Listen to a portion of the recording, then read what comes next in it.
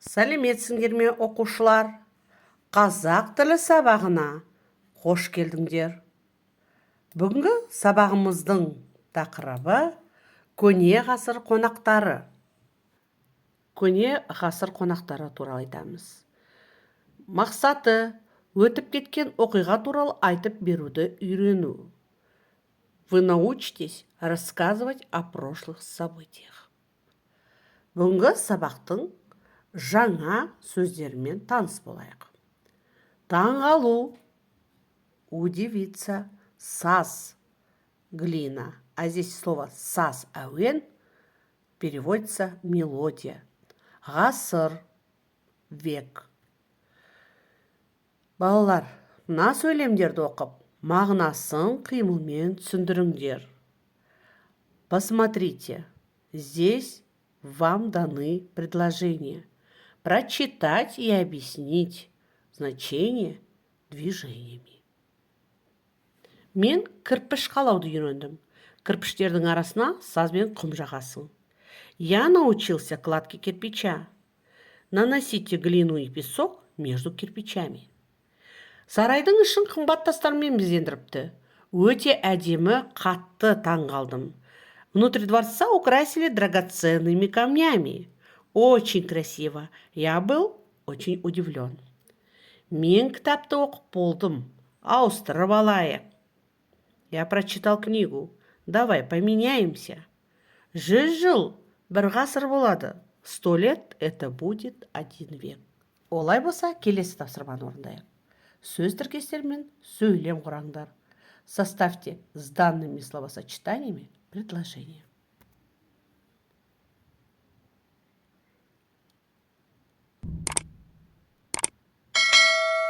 Тамаша. Олай болса, өздерін тексеріңдер. Проверьте себя.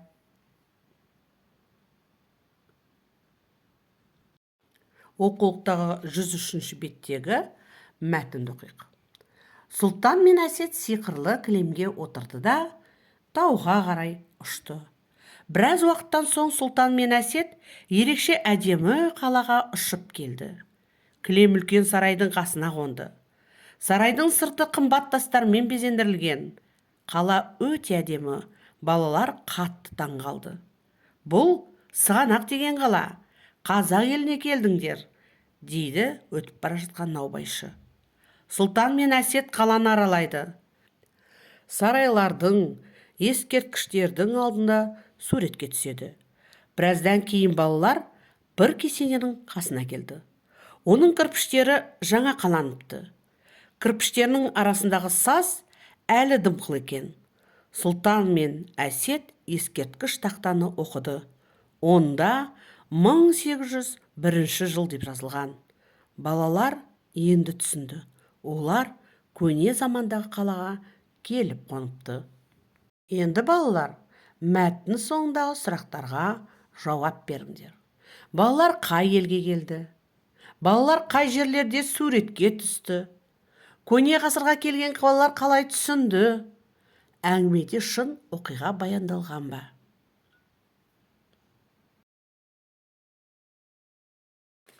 Жарайсыңдар балалар. Енді өздеріңді тексеріңдер. Проверьте себя. Иә, балалар, дұрыс айтасыңдар. Бұл фантастикалық жанрда жазылған шығарма. Әңгімеде шынайы оқиға баяндалмаса, оны фантастикалық әңгіме деп атаймыз. Да, дети, этот рассказ написан в фантастическом жанре. Фантастический рассказ повествует о том, чего на самом деле быть не может. Алдарыңыздағы сөйлемдерді оқыңыздар, айырмашылығы мен ұқсастығын айтып, мағынасын салыстырыңдар. Прочитайте предложение, расскажите об их отличии и сходстве. Сравните значения. Әсет пен Сұлтан сиқырлы кілемге отырды. Әсет и Сұлтан сели на волшебный ковер. Әсет пен Сұлтан сиқырлы кілемге отырыпты. Әсет и Сұлтан, оказывается, сидели на волшебном ковре. Әсет пен Сұлтан сиқырлы кілемге отырады. То есть Әсет и Султан сядут на волшебный ковер. Смотрите, в первом предложении Әсет пен Султан сиқырлы кілемге отырды. Здесь говорится о действии, которое совершилось только что, то есть в момент речи. Әсет пен Сұлтан сиқырлы кілемге отырыпты.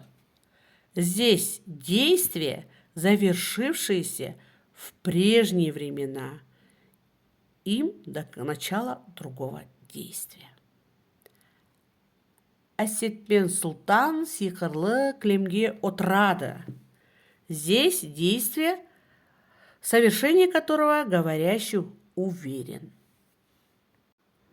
Алдымыздағы кестемен танысайық. Бұл қимылдың іс-әрекеттің бұрын болғанын білдіретін сөздердің жасалу жолдары. Өткен шақ, прошедшее время.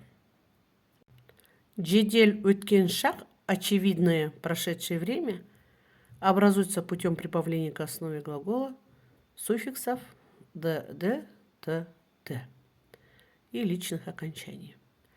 Если основа глагола оканчивается на глухую согласную, то суффикс «т», «т», а в остальных случаях добавление суффиксов «д», «д». Возьмем глагол «келу». Это исходная форма глагола в неопределенной форме. «У» убирается, плюс суффикс времени «д», получается «кель-д». Дальше рассмотрим с вами бұрынғы өткен шақ. Бұрынғы өткен шақ – это давно прошедшее время. Это точно, да? Образуется путем прибавления к основе глагола суффиксов «п», «эп» и плюс личные окончания. Например, возьмем тот же глагол «келю». То есть исходная форма глагола «кель» плюс суффикс времени «эп» и плюс личное окончание третьего лица «т». При переводе на русский язык логично здесь добавлять слово «оказывается». Например, «келепті», «оказывается», «пришел» или «приходил». Ауыспалы келер шақ. Здесь переходное время глагола, в котором говорится о действии в будущем, в котором говорящий уверен. Например, келеді. То же самое. Исходная форма глагола неопределенная келю, у убирается, добавляется суффикс времени и личное окончание третьего лица келеді. При образовании переходного времени глагола, если твердое слово, то добавляется суффикс «а», если слово мягкое, суффикс «е». И суффикс краткий добавляется, если основа слова оканчивается на гласную. Тамаша балалар. Егер осы ережені түсінген болсаңыздар, келесі жаттығуды орындайық. Төмендегі етістіктерді 3 бағанға бөліп жазыңдар. Расположите следующие глаголы по суффиксам времени.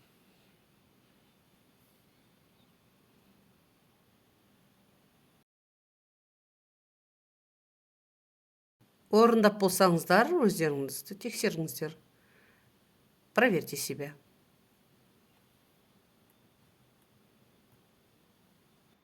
Келесі тапсырма сөйлемдерді үлгі бойынша жазыңдар. Следующее задание.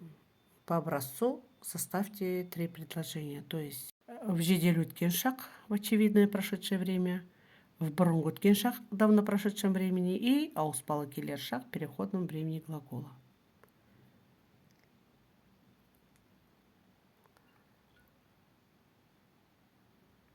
Тапсырманы дұрыс орындады деген ойдамын. Олай болса, өздеріңді тексеріңдер. Думаю, что вы справились с заданием. Проверьте себя.